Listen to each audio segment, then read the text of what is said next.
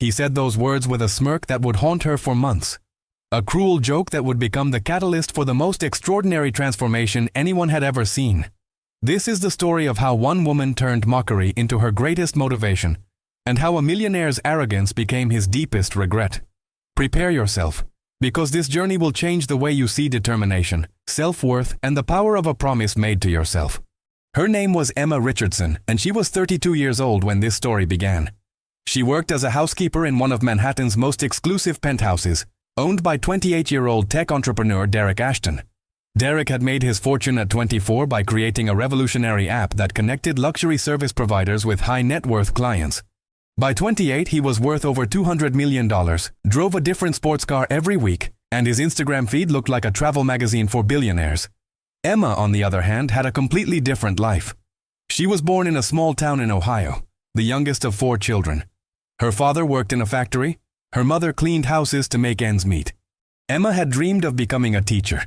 But when her father got sick during her sophomore year of college, she had to drop out to help support the family. She moved to New York at 25, hoping for better opportunities. 7 years later, she was still cleaning other people's homes, sending money back to Ohio every month to help her mother with medical bills. At 5'4" and weighing 220 pounds, Emma had struggled with her weight since childhood. It wasn't from lack of trying. She had attempted every diet that existed. Weight Watchers, keto, paleo, intermittent fasting, juice cleanses, nothing stuck. The stress of working 3 jobs in her early New York years, eating cheap fast food because it was all she could afford, sleeping 4 hours a night, it all took its toll. Her body became a reflection of her exhaustion, her sacrifice, her survival. But there was something remarkable about Emma that had nothing to do with her appearance. She had this incredible warmth, this genuine kindness that made everyone around her feel seen. When she cleaned Derek's penthouse, she didn't just dust and vacuum. She noticed things. She would water his dying plants, organize his chaotic medicine cabinet, leave little notes reminding him about meetings she'd overheard him mention. She took pride in her work, even when nobody noticed. She had this habit of humming while she cleaned, old soul songs her mother used to play.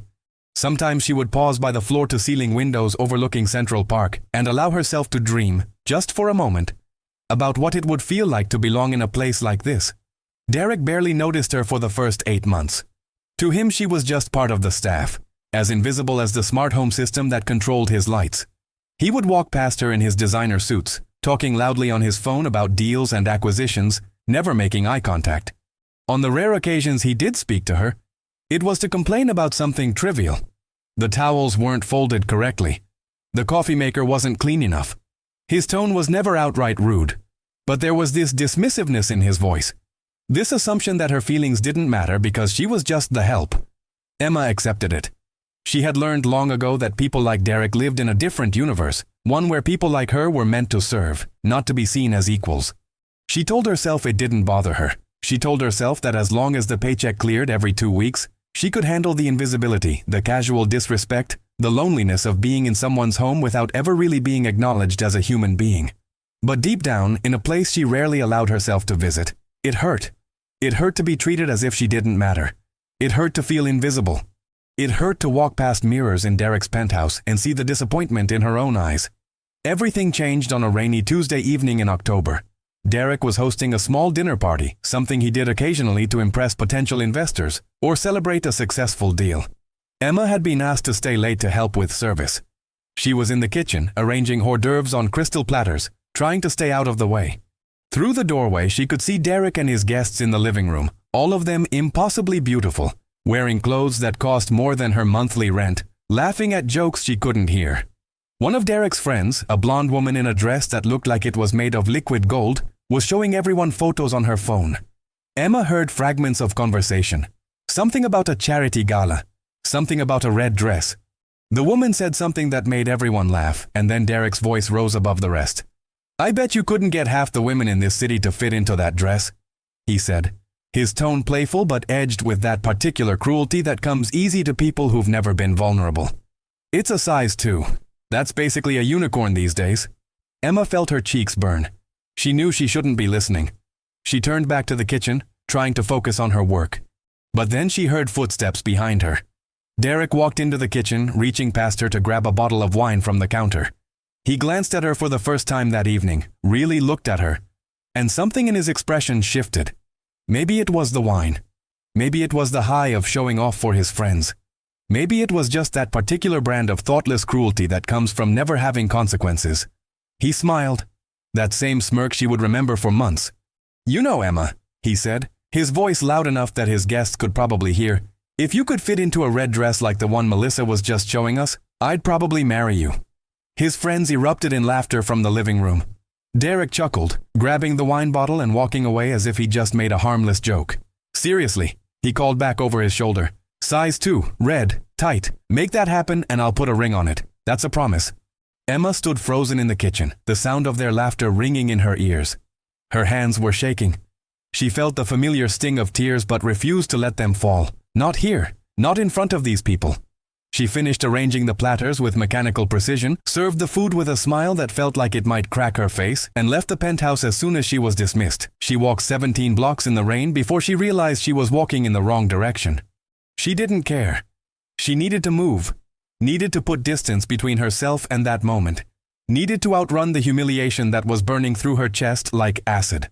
When she finally got home to her tiny studio apartment in Queens, she stood in front of her bathroom mirror, still dripping wet from the rain. She looked at herself, really looked, maybe for the first time in years. She saw the extra weight, yes, but she also saw the exhaustion in her eyes, the resignation in the slope of her shoulders. She saw a woman who had spent so long making herself small, invisible, apologetic for taking up space. And in that moment, something inside her shifted. Not broke. Shifted. Like a tectonic plate moving deep beneath the surface, subtle but absolutely transformative. She didn't cry. She didn't scream. She didn't eat her feelings like she might have done before. Instead, she opened her laptop, the old one with the cracked screen that took 5 minutes to boot up, and she started researching. Not diets, not quick fixes, not magic pills or celebrity secrets. She researched actual science, metabolic health, nutrition, strength training, the psychology of habit formation. She read articles and watched videos until 3 in the morning. And then she did something she had never done before. She wrote herself a letter. "Dear Emma," it began, "he doesn't get to define your worth. Nobody does. Not Derek, not the people who've made you feel less than, not even the voice in your head that tells you you're not enough. You are going to transform, not because he said those words, but because you deserve to feel powerful in your own skin. You are going to fit into that red dress. And when you do, you're going to realize that the dress was never the point. The point is proving to yourself that you are capable of anything you set your mind to. This is not about him. This is about you. Remember that when it gets hard. And it will get hard. But you are harder." She signed it, dated it, and taped it to her bathroom mirror. Then she set her alarm for 5 in the morning, even though she had to be at Derek's penthouse by 8. She was going to start tomorrow. No, she was going to start in 4 hours. There was no perfect Monday, no ideal starting point. There was only now, this moment, this decision. Emma Richardson was about to embark on a journey that would test every ounce of her resolve, and she had no idea just how much she was capable of. The next morning her alarm went off at 5 a.m., and every muscle in her body screamed at her to hit snooze. She hadn't slept more than an hour, her mind racing with plans and fears, and that voice that whispered it was pointless, that she would fail like every other time. But she remembered the letter on her mirror. She remembered Derek's smirk. And more than that, she remembered the woman she saw in the mirror last night. The woman who deserved better. She got up. She didn't have money for a gym membership, so she put on the only athletic shoes she owned, sneakers she'd bought at a discount store 3 years ago, and she went outside. The streets of Queens were empty at 5:30 a.m. Just a few early morning workers and the occasional car. Emma started walking, just walking, because running felt impossible with her body at this weight. She walked for 30 minutes, her breathing heavy, her legs aching, sweat soaking through her oversized t-shirt despite the October chill. But she finished. She walked back to her apartment, showered, and went to work. At Derek's penthouse, everything was the same. He didn't mention the dinner party. He didn't acknowledge what he'd said. He probably didn't even remember. To him it had been a throwaway joke, meaningless, already forgotten. But Emma remembered. Every time she passed a mirror in his penthouse, every time she caught him barely glancing in her direction, she remembered. And instead of making her feel small, it fueled something in her that she had never accessed before. A quiet, burning determination that didn't need anyone's validation. She started making changes, small ones at first because that's all she could manage. She cut out soda, replacing it with water. She started meal prepping on Sundays, buying bulk chicken breast and vegetables from the discount grocery store, portioning everything into containers. It wasn't glamorous, it wasn't Instagram-worthy, but it was consistent. She walked every morning before work, adding 5 minutes every week. By week 3, she was walking for 45 minutes. By week 5, she was incorporating short jogging intervals, 30 seconds of running followed by 2 minutes of walking, her lungs burning but her spirit refusing to quit. The first 2 weeks were hell. Her body fought her every step of the way. She was hungry all the time. She was exhausted. She would come home from work and want nothing more than to order pizza and zone out in front of the TV. But she didn't. She ate her prepped meals, she went to bed early, she woke up at 5 a.m. and walked, even when it rained, even when her alarm felt like a personal attack, even when every fiber of her being wanted to give up. Because she had made a promise to herself, and for the first time in her life, she was keeping it. By week 4, something started to shift. She stepped on the scale in her bathroom, the old digital one that sometimes gave different readings depending on where you stood, and she had lost 8 pounds. 8 pounds. It wasn't dramatic. It wasn't a magazine transformation. But it was real. It was progress. And more than the number on the scale, she noticed that her morning walks were getting easier. Her breathing wasn't as labored. She could jog for a full minute without feeling like her chest might explode. She had more energy during the day. The brain fog that had plagued her for years was starting to lift. Emma started to research more seriously. She discovered YouTube channels about strength training. She learned that building muscle would help her burn more calories at rest, that weight loss wasn't just about cardio, it was about creating a sustainable lifestyle. She couldn't afford a gym, but she didn't need one. She started doing bodyweight exercises in her tiny apartment. Push-ups on her knees at first, because regular push-ups were impossible. Squats while holding her old backpack filled with books.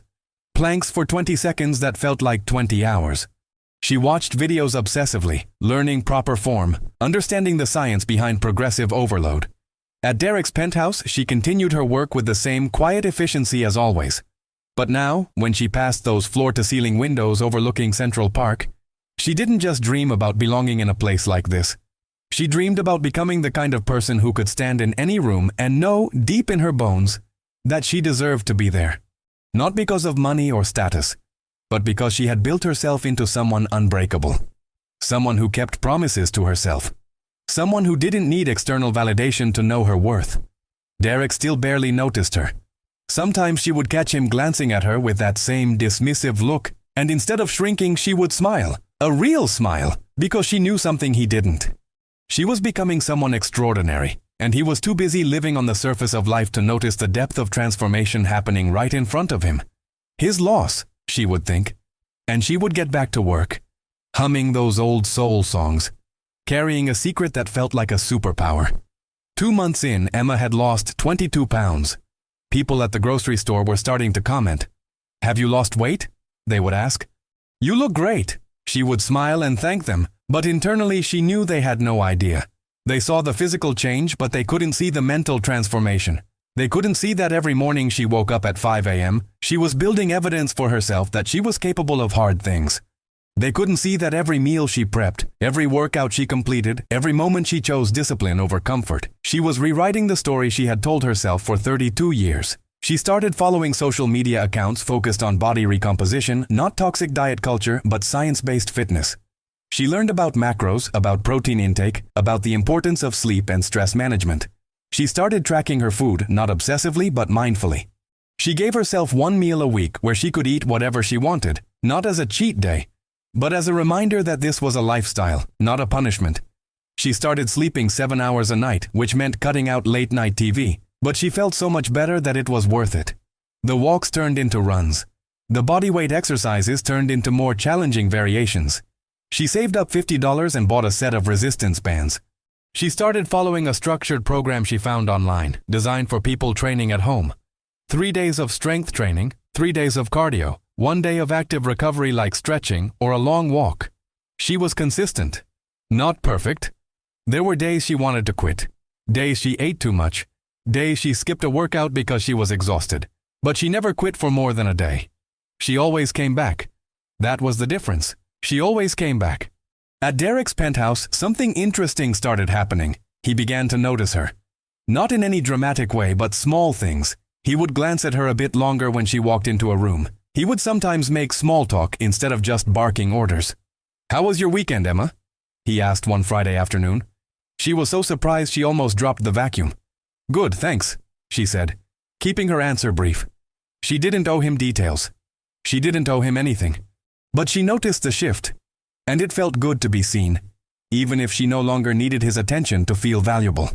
3 months in, Emma stood in her apartment on a Saturday morning, holding a package that had arrived the day before. She had ordered it 6 weeks ago, marking the halfway point of her transformation. Inside the package was a red dress. Size 8. Not a size 2, she wasn't delusional about her body or genetics, but a size 8 was a massive achievement from where she started. The dress was form-fitting, elegant, with a sweetheart neckline and 3/4 sleeves. It was the kind of dress she had never allowed herself to even try on before, convinced that red was for other women, confident women, thin women, not women like her. She had been terrified to try it on for the past 2 days. What if it didn't fit? What if all this work, all this sacrifice wasn't enough? But this morning she decided she was ready. She slipped the dress over her head, pulled it down over her body, and reached back to zip it up. The zipper glided up smoothly, all the way. No struggling, no holding her breath, no panic. It fit. Perfectly. She turned to look at herself in the full-length mirror she had bought last month, another investment in herself, and what she saw took her breath away. The woman looking back at her was not the woman who started this journey 3 months ago. She had lost 43 pounds. Her face was more defined, her cheekbones visible, her arms had shape, actual muscle definition from all those push-ups and resistance band exercises. Her waist curved in, her legs looked strong and powerful. But more than the physical changes, there was something different in her eyes. Confidence. Fire. A woman who had kept a promise to herself and proved that she was capable of extraordinary things. She looked beautiful. Not because she was thinner, but because she was finally seeing herself clearly, without the filter of shame and self-doubt that had clouded her vision for so long. She took a selfie, something she rarely did, and sent it to her mother in Ohio with a simple message. "I did it, Mom. I'm proud of me." Her mother's response came within seconds. "You've always been beautiful, baby girl. But I'm so proud of you for seeing it yourself. Love you." Emma cried, happy tears, letting them flow freely because she had earned them. She had earned every single moment of joy, every ounce of pride. This was hers. But she wasn't done. The dress fit, yes, but Derek's original challenge was a size 2. And while Emma knew that might not be realistic or even healthy for her body type, she also knew she had more in her. She had momentum. She had built a lifestyle she actually enjoyed. The early morning runs were no longer torture. They were her favorite part of the day. The meal prep was therapeutic. The strength training made her feel powerful. She wasn't going to stop now. She was going to see just how far she could take this transformation, not for Derek, but for herself. To see what she was truly capable of when she refused to accept limitations. Month 4 and 5 brought new challenges. Her weight loss slowed down, which she had learned was normal. The closer you get to a healthy weight, the slower the process becomes. But she didn't let it discourage her. She adjusted her calorie intake, increased her protein, added more resistance training. She invested in a second-hand set of adjustable dumbbells from Facebook Marketplace. She started following a more advanced program, training 5 days a week, incorporating compound movements like deadlifts with her dumbbells, squats with added weight, overhead presses. Her body was changing in ways she never imagined. She was building actual muscle, sculpting her physique, creating strength that went far beyond aesthetics. At work, Derek's attention became more frequent and more obvious. He started asking her personal questions. Did she have plans for the weekend? Had she always lived in New York? What did she like to do for fun? Emma answered politely but guardedly. She saw what was happening. He was noticing her transformation and his interest was piqued. But she remembered the man who made that cruel joke at the dinner party. She remembered being invisible to him for months, and while she didn't hold on to anger, she wasn't about to forget who he had been when he thought she didn't matter. One afternoon, Derek did something unexpected. He was in the kitchen when Emma arrived, which was unusual since he was typically at his office during the day. "Emma," he said, and there was something different in his tone. Nervous, maybe. "I wanted to apologize for something I said a while back. At that dinner party." Emma felt her heartbeat quicken. She set down her cleaning supplies and looked at him directly. "I don't even know if you remember," he continued. But I made a joke.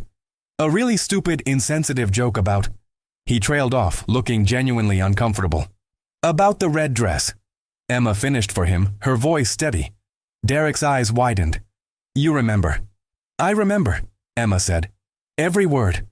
Derek ran his hand through his hair, a gesture she'd never seen from him before. He was always so composed, so confident. I'm sorry, he said.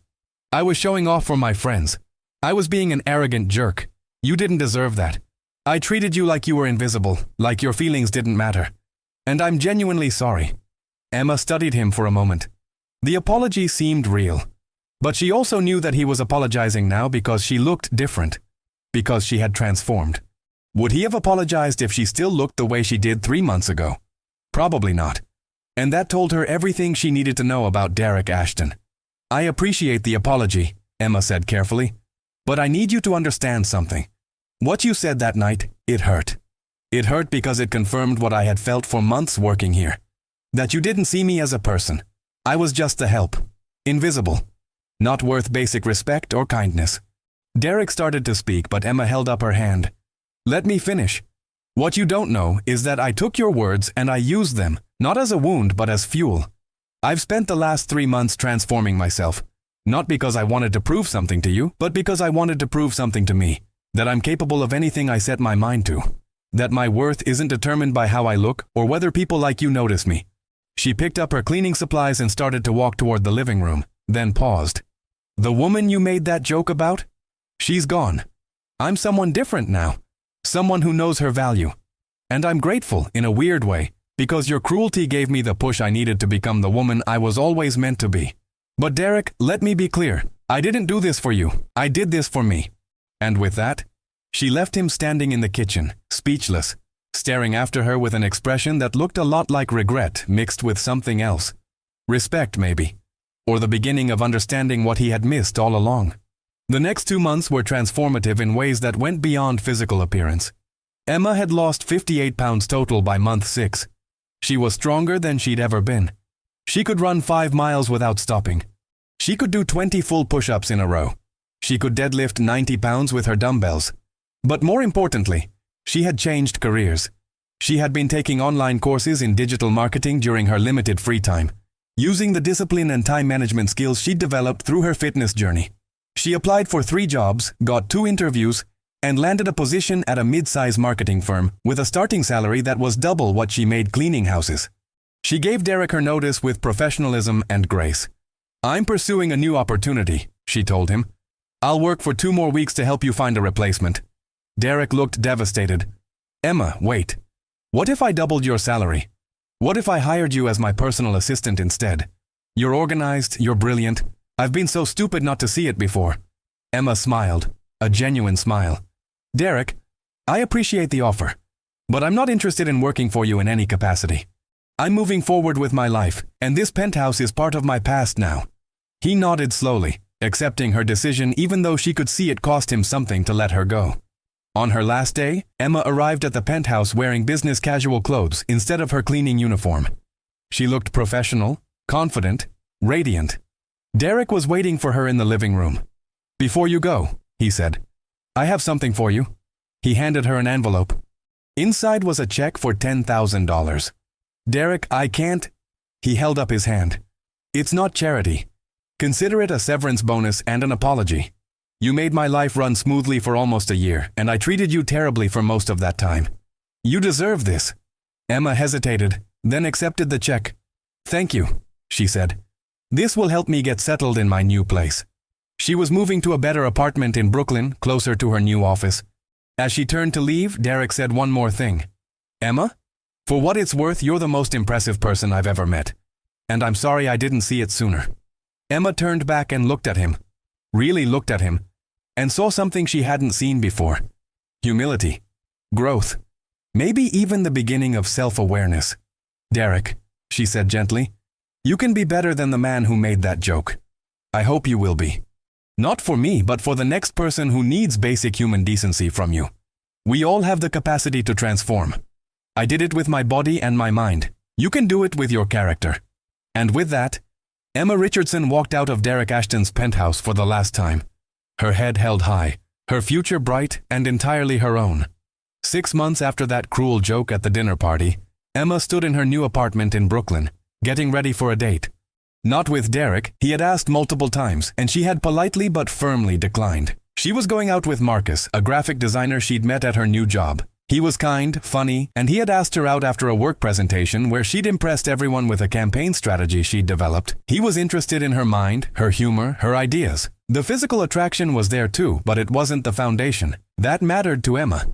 She pulled out the red dress from her closet, the size 8 that she'd bought 3 months ago. She slipped it on, and it was actually a bit loose now. She had lost an additional 12 pounds in the past 3 months, bringing her total weight loss to 70 pounds. She was now a size 6, healthy, strong, and more confident than she'd ever been in her life. She looked in the mirror and smiled at the woman looking back. "You did it," she whispered to her reflection. "You did it." Her phone buzzed. A text from Derek. "I know you don't want to hear from me, but I saw your LinkedIn post about your promotion to senior marketing strategist. Congratulations, Emma. You deserve every success. Also, I started therapy, working on becoming the person you said I could be. Thank you for the wake-up call." Emma smiled and typed back, "Proud of you for doing the work, Derek. Good luck on your journey." She meant it. She harbored no resentment. His cruelty had been a catalyst, but her transformation was her own. She owned it completely. As she walked out of her apartment to meet Marcus, Emma thought about the woman she was 6 months ago. The woman who felt invisible, who carried shame like a second skin, who had forgotten what it felt like to dream. That woman was still part of her story, but she wasn't the whole story anymore. Emma had proven that transformation is possible at any moment, that you can rewrite your narrative regardless of where you started, that the only permission you need to become extraordinary is your own. The red dress was never really about the dress. It was about the woman who had the courage to believe she deserved to wear it. 3 years later, Emma was speaking at a women's empowerment conference in Manhattan. She had become a sought-after speaker on topics of transformation, resilience, and self-worth. Her story had been featured in magazines and podcasts. She had written a book called The Red Dress Effect: How One Cruel Comment Became My Greatest Gift. The book wasn't about weight loss tips or quick fixes. It was about the psychology of transformation, the power of keeping promises to yourself, the importance of doing hard things not for external validation but for internal growth. As she stood on stage looking out at an audience of 2,000 women, she saw Derek Ashton sitting in the third row. He had emailed her months before asking if he could attend. "I want to hear your story properly," he'd written. "I want to understand what I missed." She had agreed, curious about who he'd become. After her talk, which received a standing ovation, Derek approached her during the networking reception. "Emma," he said, and she could see he was genuinely emotional. "That was incredible, truly. I had no idea the depth of what you went through, what you accomplished." "Thank you for coming," Emma said warmly. She noticed something different about him too. The arrogance was gone. He seemed more grounded, more present. "I've changed a lot," Derek said. "I sold my company last year. I've been working with nonprofits, using my skills to help organizations that support working-class families. I volunteer at a job training center in Queens. I'm trying to understand the world beyond my privilege. It's been humbling." Emma felt genuinely happy for him. "That's wonderful, Derek. Really?" He smiled, a real smile, not the smirk she remembered. "You inspired me, Emma. Not just with your physical transformation, but with your grace. You could have destroyed me with your story. You could have named me, shamed me publicly, but you didn't. You focused on your journey, your growth. That taught me more about character than anything else could have." Emma shook her head gently. "Your name was never important to the story, Derek. The story was always about what we do with the moments that try to break us. You gave me a moment that could have broken me. Instead, I used it to build myself. That's the message. Not revenge, not bitterness, transformation." Derek nodded, and Emma could see he truly understood. "For what it's worth," he said, "I'm dating someone now. A teacher from the Bronx. She's amazing, keeps me grounded, calls me out on my privilege. I'm learning what it means to be with someone for who they are, not what they look like or what status they bring. You taught me that." Emma felt a warm sense of closure. "I'm happy for you, Derek. We all deserve second chances. We all deserve the opportunity to grow." They talked for a few more minutes, genuinely, without the baggage of their past dynamic. When they parted ways, Emma felt at peace. The man who had unknowingly catalyzed her transformation had transformed himself. Maybe her grace toward him had planted a seed. Maybe he would have changed anyway. It didn't matter. What mattered was that both of them were better versions of themselves than they'd been 3 years ago. As Emma left the conference center that evening, she pulled out her phone and looked at a photo from 3 years ago. The woman in that photo looked tired, resigned, invisible. Emma felt compassion for that woman, not shame. That woman had been surviving in the only way she knew how. That woman had been doing her best with the tools and circumstances she had. That woman deserved love and respect, not judgment. And when the moment came, when the catalyst appeared, that woman found the strength to transform. That woman was a fighter, even if she didn't know it yet. Emma's phone buzzed, a text from Marcus, now her fiancé. "How did the talk go?" "I know you crushed it. Come home, I made dinner." She smiled and replied, "On my way. Love you." As she walked through Manhattan streets, past the neighborhood where Derek's penthouse stood, past the coffee shop where she used to buy cheap breakfast before her cleaning shifts, Emma felt overwhelming gratitude. Not for the cruelty that sparked her journey, but for the woman she became because of how she responded to it. She had learned the most important lesson of her life. Your worth is not determined by how others see you. It's determined by how you see yourself and what you're willing to do to honor that vision. The red dress still hung in her closet, though she rarely wore it anymore. It had become a symbol, a reminder of the promise she kept to herself.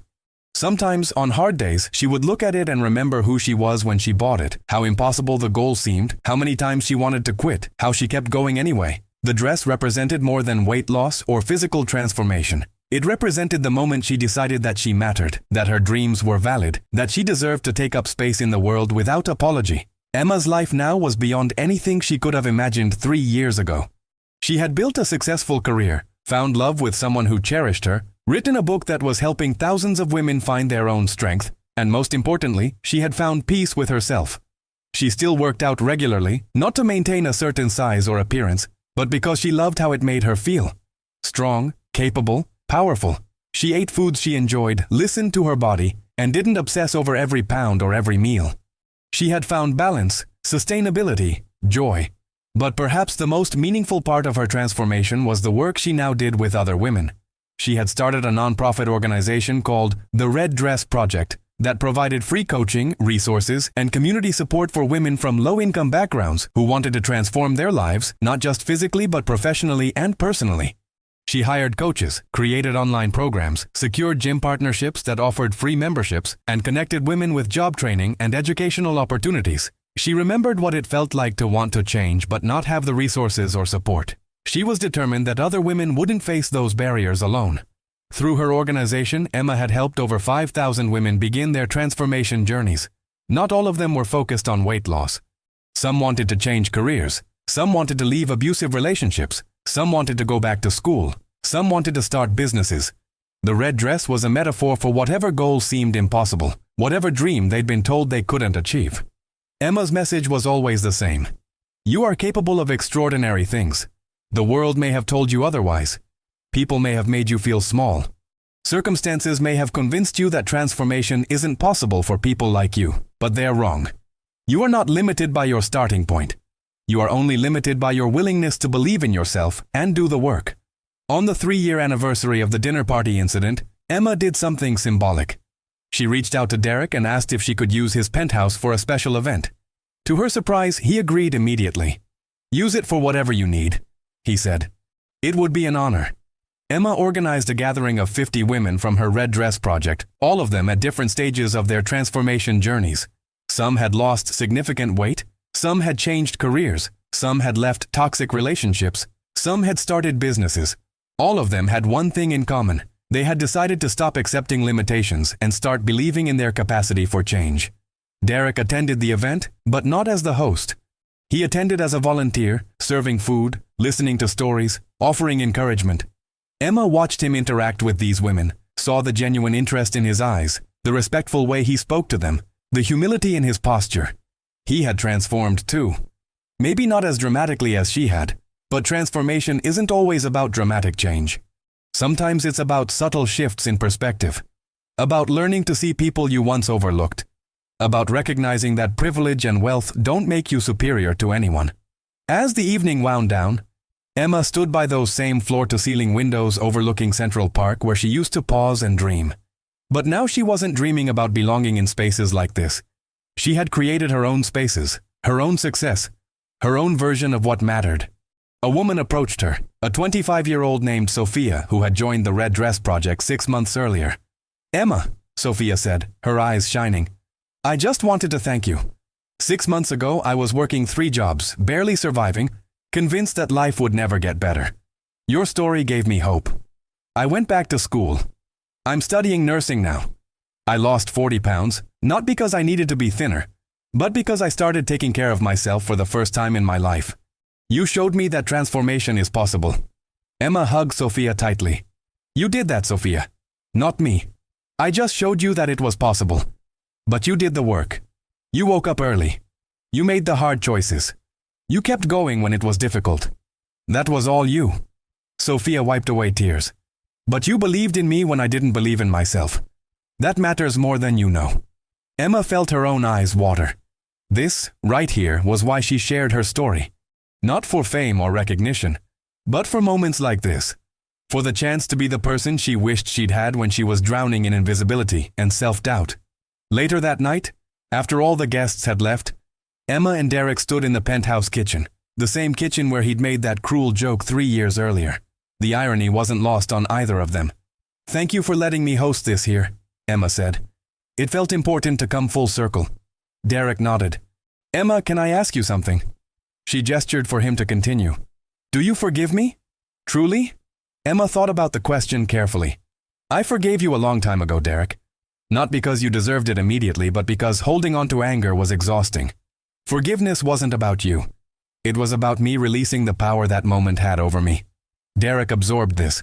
"I don't deserve your grace." Emma smiled gently. "None of us deserve grace, Derek.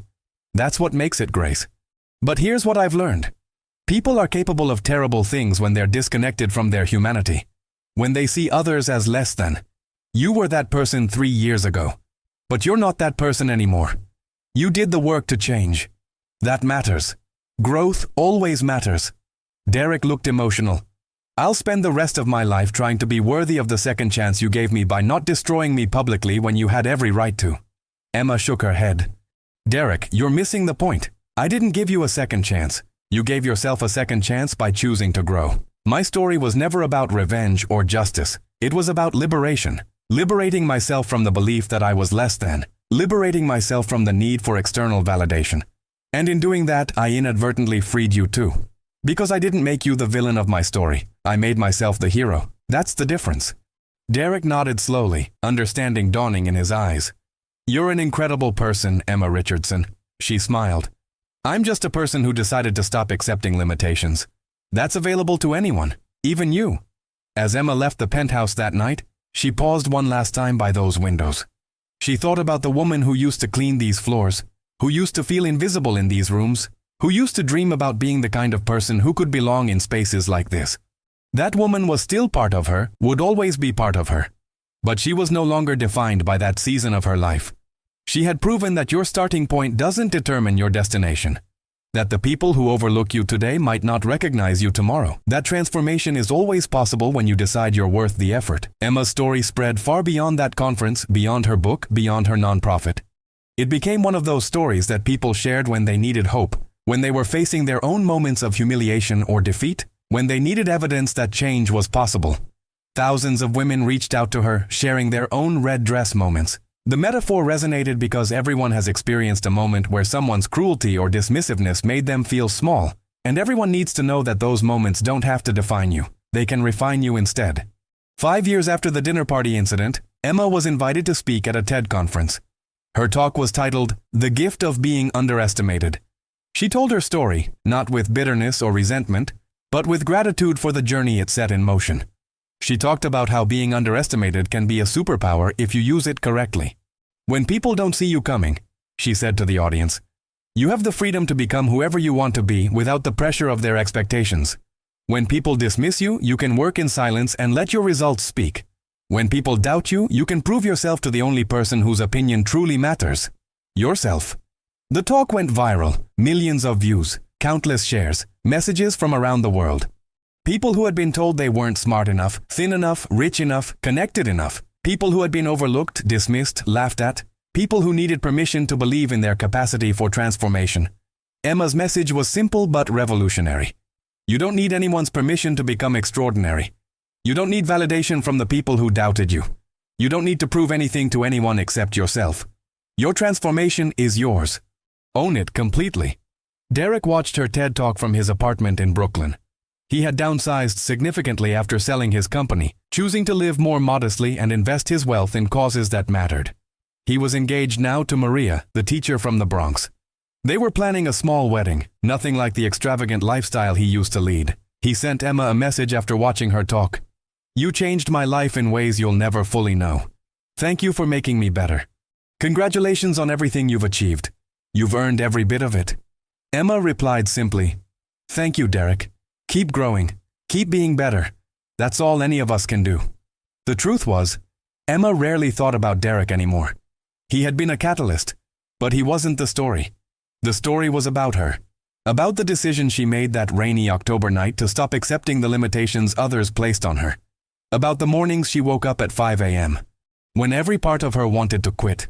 About the meals she prepped when ordering pizza would have been easier. About the workouts she completed when her body screamed at her to stop.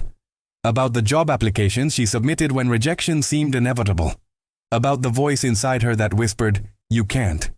And the stronger voice that shouted back, Watch me. Emma's mother came to visit her in New York that year, her first time in the city. Emma took her to all the places that mattered. The tiny studio apartment in Queens where the transformation began. The streets where she used to run at 5 a.m. The building where her marketing firm was located. And finally, from a distance, the luxury high-rise where Derek's penthouse stood. That's where it started, Mom, Emma said. That's where someone made me feel so small that I had to become big. Her mother took her hand. Baby girl, you were always big. You just needed to see it yourself. Emma squeezed her mother's hand. I see it now, Mom. Finally, I see it. They spent the rest of the day exploring Manhattan. Two women from Ohio who had survived poverty and hardship, and the kind of struggles that either break you or make you unbreakable. Emma's mother was proud, not just of the external success her daughter had achieved, but of the woman she had become. Kind but boundaried, confident but humble, strong but compassionate. She had transformed without losing her heart, without becoming bitter, without needing revenge. That took a different kind of strength, one that was harder to quantify but infinitely more valuable. That night, Emma sat in her Brooklyn apartment with Marcus, now her husband. They had married in a simple ceremony the year before, surrounded by close friends and family. No extravagance, just love and commitment, and the promise to support each other's continued growth. Do you ever regret it? Marcus asked her. Regret what? Emma replied. Everything that happened with Derek. The humiliation, the pain. Do you wish it never happened? Emma thought about this question, one she'd been asked variations of many times. No, she finally said. I don't regret it. Because without that moment, I might never have discovered who I'm capable of being. I might have stayed comfortable in my suffering, convinced that change was impossible for someone like me. That moment was painful, yes, but it was also clarifying. It showed me that I had been living my life seeking approval from people who would never see my value. And it forced me to ask myself a question I'd been avoiding. What would happen if I started living for my own approval instead? Marcus kissed her forehead. You're the strongest person I know, he said. Emma smiled. I'm not strong because nothing hurts me. I'm strong because I learned to use the hurt as fuel instead of letting it be poison. 7 years after the red dress comment, Emma's nonprofit had grown exponentially. The Red Dress Project, now operated in 15 cities across the United States, had helped over 20,000 women begin transformation journeys and had secured partnerships with major corporations who provided job training and placement services. Emma had stepped back from day-to-day operations to focus on her second book and a documentary about transformation stories from women around the world. She traveled frequently, speaking at events, but she always made time for the online coaching calls she hosted monthly for Red Dress Project members. During one of these calls, a woman named Jennifer asked a question that stopped Emma in her tracks. Emma, Jennifer said, her voice shaking, what do you say to the part of us that feels like we don't deserve transformation? Like we're supposed to stay small because that's what we've always been? The question hung in the digital air. and Emma could see in the video grid that multiple women were crying, nodding, feeling that question in their bones. Emma took a breath before responding. "I say this to that part of you," Emma began, her voice gentle but firm. "You've been lied to. Someone at some point convinced you that your worth was conditional, that you had to earn the right to take up space, to pursue dreams, to become more than what you were born into. But that's not true. Your worth is inherent. You were born deserving of love, respect, opportunity, and transformation. The people who made you feel small were dealing with their own smallness. They projected their limitations onto you because seeing you shine would have forced them to confront their own darkness. But you don't have to carry their limitations anymore. You can set them down, right now, today, and you can decide that you deserve every good thing you're willing to work for." The chat exploded with messages, heart emojis, thank yous. "I needed this. I'm crying. This changed my life." Emma felt that familiar warmth, that sense of purpose that came from connecting with women who were exactly where she used to be. This was her calling. Not the fame or the book deals or the speaking fees, though those were nice. Her calling was this: being a mirror for women who couldn't see their own light, reflecting back to them the strength they didn't know they possessed, giving them permission to believe in themselves when the world had taught them not to. After the call ended, Emma sat in her home office looking at the wall where she had framed dozens of photos. Photos from her transformation journey. The before photo, the one she almost deleted 100 times but kept because it represented where she started, not where she stayed. Photos from each month of her journey, documenting the physical changes but more importantly, documenting the growing light in her eyes. The photo of her in the red dress for the first time. The photo from her first speaking engagement. The photo from her wedding. The photo of her mother visiting New York. Each image a chapter in a story that was still being written. Her phone rang. Unknown number. She normally didn't answer, but something made her pick up. "Hello?" A woman's voice, young, trembling. "Hi, is this Emma Richardson, from the TED Talk?" Emma confirmed it was. "I'm sorry to call you directly. I got your number from your assistant. I hope that's okay. I needed to talk to you. My name is Rachel. I'm 17. And today, someone said something to me that made me want to disappear. And then I saw your TED Talk. And I'm calling because I need to know, does it really get better? Can someone like me really transform?" Emma's heart broke and swelled simultaneously. "Rachel," she said, "it absolutely gets better. But more importantly, you don't need to wait for better. You can start becoming better right now." "What did they say to you?" Rachel's voice cracked. "I'm a junior in high school. I'm overweight. Today in gym class, a boy said that no one would ever love me unless I looked like the girls in magazines. He said it in front of everyone, and everyone laughed." Emma closed her eyes, transported back to that kitchen, that dinner party, that moment of public humiliation that almost broke her but ultimately made her. "Rachel, listen to me carefully," Emma said. "That boy was wrong. Not just wrong, but devastatingly, cruelly, indefensibly wrong. Your value has nothing to do with your appearance. Your capacity to be loved has nothing to do with your size, and your potential to transform into whoever you want to be is unlimited. But here's what I need you to understand. If you decide to transform, do it for you. Not to prove him wrong, not to make him regret his words. Do it because you deserve to feel powerful in your own body. Do it because you deserve to pursue your biggest dreams. Do it because you are worthy of every good thing you're willing to work for. Can you do that?" Rachel was crying now, but Emma could hear the shift in her breathing. Not despair. Hope. "I can do that," Rachel whispered. "I want to do that." Emma smiled. "Good. Then here's what happens next. Tomorrow morning you're going to wake up and you're going to make one small decision in the direction of the person you want to become. Just one. Maybe it's drinking water instead of soda. Maybe it's going for a 10-minute walk. Maybe it's writing yourself a letter about who you're becoming. Just one small decision. And then the next day, you make another one. And another. And slowly, gradually, without anyone noticing, you're going to become someone extraordinary.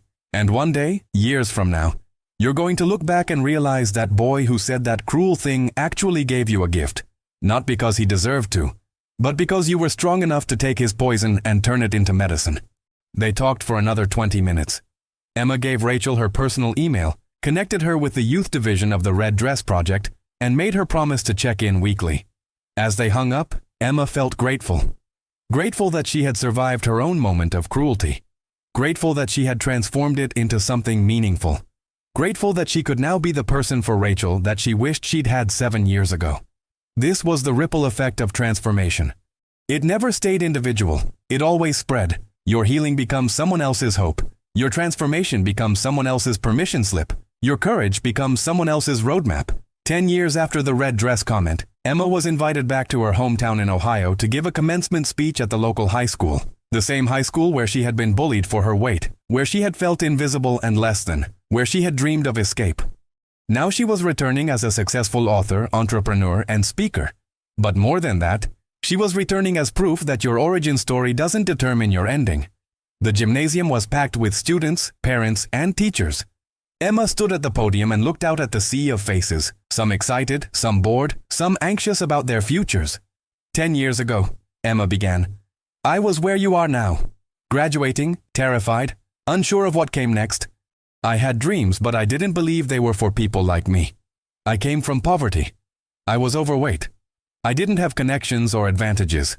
I had convinced myself that extraordinary things happen to extraordinary people, and I was just ordinary. But I was wrong. And today I'm here to tell you that you're wrong too if you believe that about yourself. Extraordinary things happen to ordinary people who make extraordinary decisions.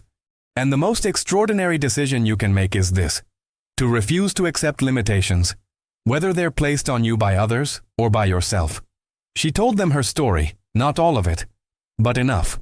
The cruel comment, the decision to transform, the early mornings and late nights, the failures and setbacks, the moment she realized she was becoming someone she was proud of, the career change, the nonprofit, the lives touched. She told them about Rachel, the 17-year-old who called her, who was now in college studying psychology, who wanted to dedicate her career to helping other young women build self-worth. She told them about the thousands of women who had found their own red dress moments, their own catalysts for transformation. And then she told them the most important part. The world is going to tell you who you are, Emma said. Your family might tell you. Your friends might tell you. Society definitely will tell you. They'll put you in boxes based on your appearance, your background, your circumstances. And you can accept those boxes or you can break through them. But here's the secret they don't want you to know. The only person who gets to define you is you. The only person whose approval you need is yours. The only person you need to prove anything to is the one you see in the mirror every morning. So my challenge to you today is this. Decide who you want to become. And then become that person, one decision at a time. Don't wait for permission. Don't wait for perfect circumstances. Don't wait until you feel ready. Start now. Start today. Start with one small decision in the direction of your dreams. And then make another. And another. And watch what happens when you refuse to stay small. The standing ovation lasted 5 minutes. Students rushed the stage afterward, wanting to talk, wanting advice, wanting connection. Emma stayed for 2 hours, listening to their stories, offering encouragement, planting seeds of possibility. One girl, a heavy-set sophomore with sad eyes, approached her last. Miss Richardson, she said quietly, I'm being bullied for my weight. Every day. And I want to give up. But your story made me think maybe I don't have to. Emma knelt down to the girl's eye level. What's your name? She asked. Olivia, the girl whispered. Olivia, Emma said, taking her hands. You are so much more than what those people see. You are so much stronger than you know. And I promise you, if you hold on, if you keep going, if you refuse to let their cruelty define you, you will become someone who changes the world. Can you hold on for me? Olivia nodded, tears streaming down her face. Emma hugged her tightly. You're going to make it, Olivia, I promise. As Emma drove away from her hometown that evening, past the houses where she grew up, past the streets where she used to walk feeling invisible and worthless, she felt a profound sense of completion. She had come full circle. The girl who left this town 10 years ago, desperate to escape her circumstances, had returned as a woman who had transformed not just herself but thousands of others. And the cycle would continue. Olivia would transform. Rachel would transform. Countless other women whose names Emma would never know would transform.